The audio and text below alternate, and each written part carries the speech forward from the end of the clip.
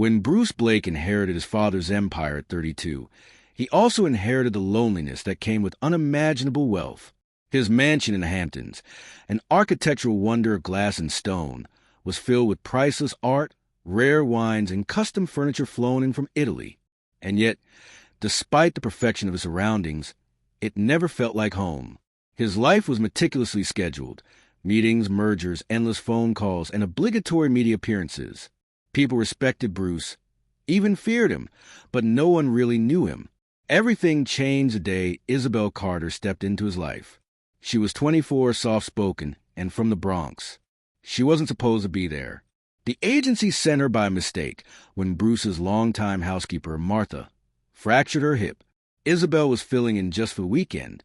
Young, inexperienced, and slightly overwhelmed by the grandeur of the estate, she still carried herself with quiet dignity. Bruce noticed immediately. What should have been a temporary replacement became permanent when Bruce, without quite knowing why, called the agency and said, "Don't send anyone else." Isabel didn't care who Bruce was. She didn't ask about stocks or scandals. She didn't bat an eye at the Monet in the hallway or the Tesla in the driveway. She worked with dedication, humming to herself, singing off-key as she vacuumed. On her breaks, she'd sit in the sunroom and read thick romance novels with torn covers. She laughed with the gardeners, fed the koi in the pond, and somehow breathed life into every sterile corner. Bruce found himself delaying meetings just to catch glimpses of her. One day, he brought her coffee, pretending it was by accident. Another day, he lingered by the kitchen as she kneaded dough, pretending to read emails. She teased him once about how serious he always looked, and he smiled, really smiled. For the first time in months, he started learning small things about her. She loved cinnamon in her coffee. She hated thunder. She used to take care of her younger siblings while her mother worked double shifts. She dreamed of owning a small bookstore cafe, but didn't believe it would ever happen. Then came the storm. It was early evening when the sky darkened. Rain battered the windows like a warning. Isabel was upstairs, tidying guest rooms, when the power went out. Bruce lit candles and went searching for her. He found her in the hallway, holding a flashlight like a sword, her eyes full of mischief.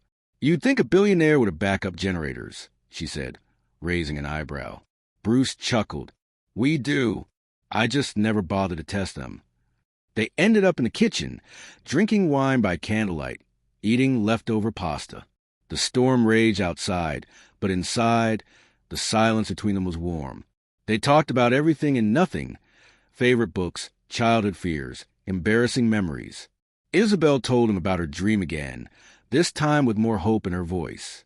Bruce confessed he sometimes wished he'd become an architect like his grandfather, instead of taking over company.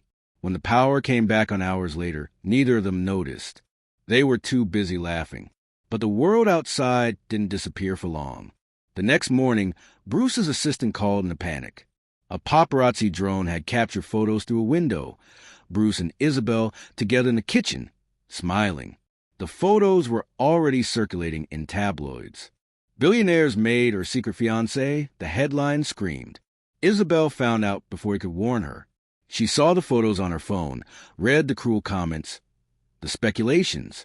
Her privacy ripped away in seconds. A week later, she was gone. No goodbye. Just a short note on the marble countertop. "Thank you for everything, but I don't belong here." Bruce felt something snap. He searched for her, called the agency, drove to the Bronx, talked to every diner and friend she'd mentioned. After 2 agonizing weeks, he found her working a morning shift at a cafe in Queens, hair in a bun, pencil behind her ear. But before that moment, Isabel had gone through her own storm. She stayed with a friend, tried to escape the chaos. The tabloids followed her, speculated on her motives, twisted her story. One article accused her of seducing Bruce for money. Another mocked her for aiming too high. Her hands trembled at night. She questioned everything: her worth, her heart. Back in the mansion, Bruce faced pressure. Shareholders doubted him. The board questioned whether he'd lost his mind. His PR team begged him to make a distancing statement. He refused. At a gala, surrounded by cameras, he said, I love a woman who reminds me what being real feels like. His words reached Isabel's mother, who turned off the TV and walked into her daughter's room. "Do you love him?" she asked gently.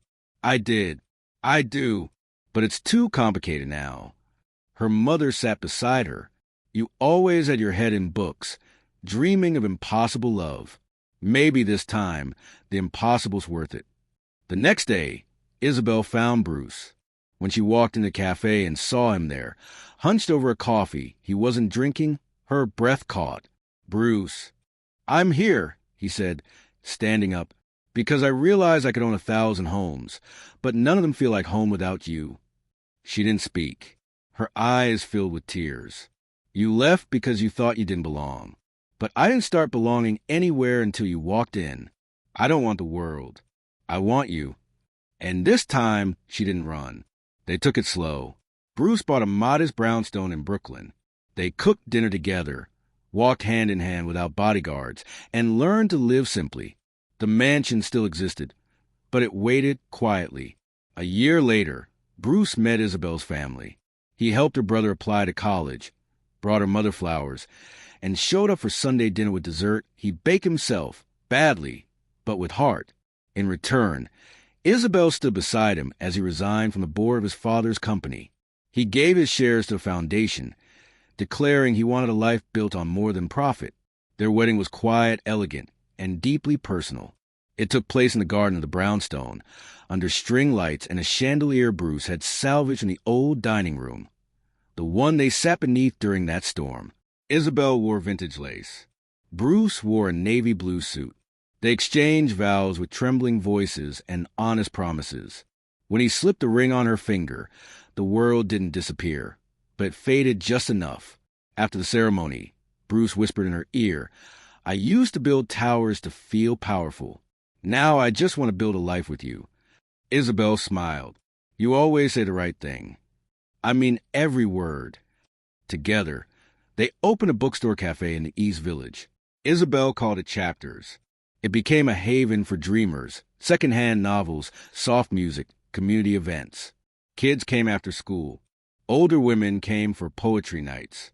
Every shelf had a little note written by Isabel. Bruce volunteered as a mentor for underprivileged youth. Sometimes, he just wiped tables at Chapters, humming like Isabel used to in the mansion. Some days were hard. The press still resurfaced old stories. People whispered, but their foundation was stronger, weathered, tested, true. Every night before bed, Bruce would hold her close and say, "You saved me, Isabel Carter." And she would smile against his chest and whisper, "We saved each other."